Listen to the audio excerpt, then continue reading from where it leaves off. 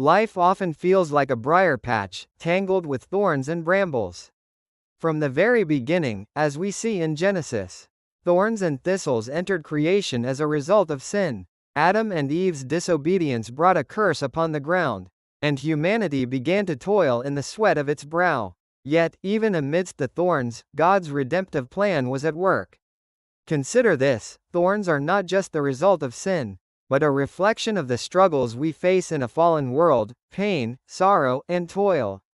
They remind us that our hearts, too, need preparation, much like the soil Jesus spoke of in his parables.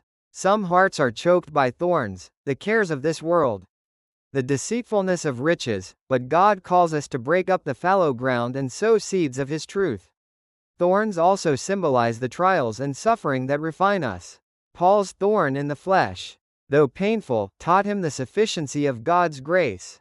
My grace is sufficient for you, for my power is made perfect in weakness. 2 Corinthians chapter 12:9. When we face adversity, it's not evidence of God's absence but of his purpose.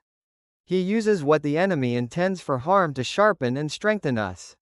Most beautifully, thorns found their place in the crown of Christ.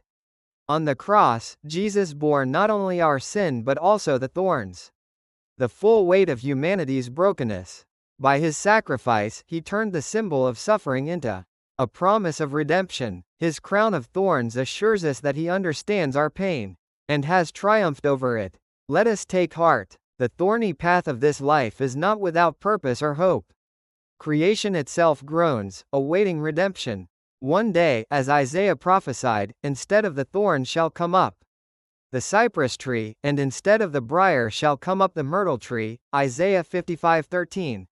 A new creation awaits us, where every tear is wiped away, and the former things have passed.